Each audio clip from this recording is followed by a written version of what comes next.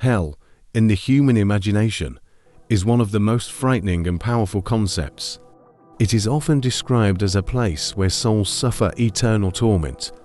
People from different cultures and religions have their own versions of what hell looks like, but they all share some common features. In many stories and religious texts, the journey into hell begins with a descent, symbolizing a move from the light and life of the living world to a dark, hopeless place.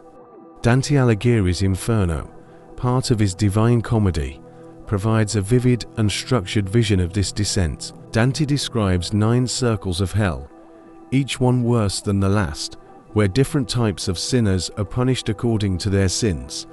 This journey through hell starts with the less severe sins and moves downwards to the most egregious crimes. Hell is usually imagined as a place of endless suffering. One of the most common and enduring images is that of a fiery pit. The Bible and other religious texts describe hell as a lake of fire. These flames do not burn things up like normal fire. Instead, they cause constant, unbearable pain that never ends. People in this fiery pit experience a continuous cycle of burning and regeneration, meaning their pain never stops. This eternal burning is a torment that sears not just the body, but also the soul. Alongside the unbearable heat, they are tormented by an unquenchable thirst. This is vividly depicted in the story of the rich man and Lazarus, where the rich man, suffering in hell, begs for just one drop of water to cool his tongue.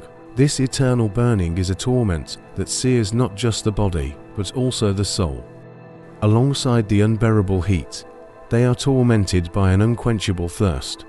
This is vividly depicted in the story of the rich man and Lazarus, where the rich man, suffering in hell, begs for just one drop of water to cool his tongue. Contrary to the fiery depiction, some traditions and literary works describe regions of hell as icy wastelands. In Dante's Inferno, the 9th circle of hell, reserved for traitors, is a frozen lake called Cocytus. Here, the damned are encased in ice, their bodies contorted in positions of anguish, with only their faces visible, frozen in eternal despair. The cold is so severe that it penetrates to the bone, causing a different but equally excruciating form of suffering. This chilling depiction symbolizes the absence of God's warmth and love, leaving the damned in a state of perpetual cold and isolation. Hell's ingenuity in inflicting pain is boundless. Across various cultures and religious texts, hell is equipped with numerous torture chambers, each designed to punish specific sins. In Dante's vision, the 2nd circle houses the lustful, who are forever swept up in a violent storm, symbolizing the tempestuous nature of their desires. The gluttonous, in the 3rd circle, lie in a vile slush produced by ceaseless, foul-smelling rain, representing the excess and decay of their vice. Islamic eschatology also provides detailed descriptions of tailored punishments. In Jahannam, the Islamic hell, the skin of sinners is continuously burned off and then regenerated to prolong the suffering. Those who engaged in falsehood have their lips cut off with scissors of fire, while the usurers are forced to swallow boiling water and molten metal, reflecting the torment they inflicted on others during their earthly lives. These punishments are as varied as they are terrifying, with each torment reflecting the nature of the sin that led the soul to hell. No depiction of hell is complete without its demonic inhabitants. These malevolent beings are not merely grotesque creatures, but are active participants in the torture of the damned. In Paradise Lost by John Milton, Satan and his fallen angels reside in hell, plotting and reveling in the misery of souls. These demons possess a cruel intelligence, devising ever more inventive methods of torment. In various cultural myths, demons serve as the jailers and executioners in hell. They whip, flay, and dismember the damned, only to have them regenerate and start the process anew. The psychological torment inflicted by these demons is equally harrowing, as they taunt and mock their victims, stripping away any remnants of dignity or hope. Hell is a cacophony of agony, the screams of the damned, the wails of despair, and the gnashing of teeth form a relentless symphony of suffering. This auditory torment adds a layer of horror that words can scarcely convey. In the book of Matthew, Jesus warns of the weeping and gnashing of teeth that awaits the wicked, a phrase that has echoed through centuries as a dire warning of the oral horrors of hell. The olfactory aspect of hell is equally revolting. Descriptions often include the stench of sulfur, burning flesh, and decay. This noxious environment assaults the senses, making existence unbearable. The smell of sulfur, associated with brimstone, is a common feature in biblical descriptions of hell, adding to the suffocating and toxic atmosphere that permeates the infernal realm. Perhaps the most insidious aspect of hell is the psychological torment it inflicts. The realization of eternal damnation, the absence of hope, and the knowledge that the suffering will never cease is a form of torture that transcends physical pain. The damned are acutely aware of their separation from the divine and the impossibility of redemption, a realization that gnaws at their very essence. Hell's torment is designed to reflect the nature of the sins committed. This idea of fitting punishment serves as a moral lesson, reinforcing the consequences of one's actions. For example, in Dante's Inferno, the hypocrites walk in circles with heavy lead cloaks, symbolizing the weight of their deceit. The fortune tellers and false prophets have their heads twisted backward, forced to see only what is behind them, symbolizing their perversion of truth and foresight. Hell is often populated by demons, malevolent beings whose sole purpose is to inflict torment on the damned.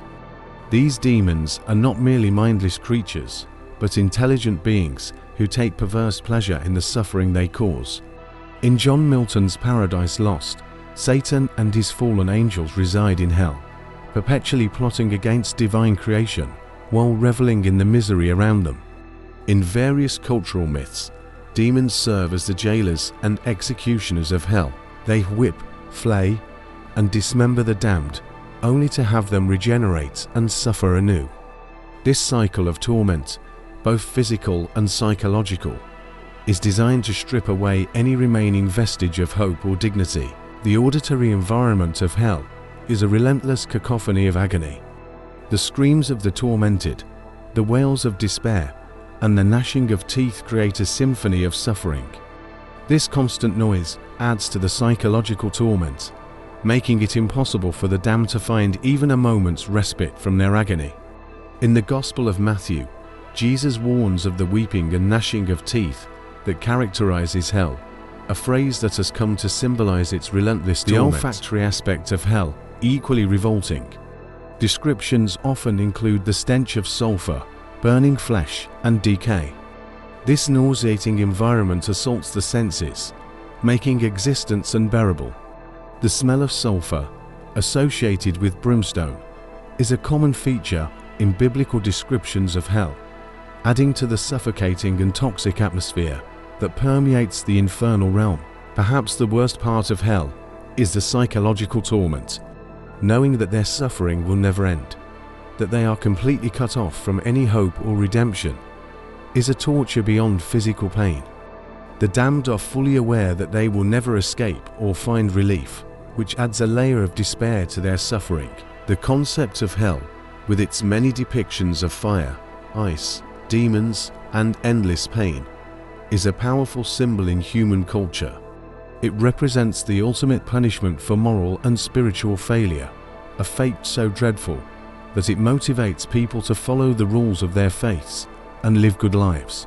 Whether or not one believes in the literal existence of hell, its representation in stories and religious texts continues to captivate and terrify, reminding us of the human capacity for fear and the power of the imagination to create the ultimate nightmare.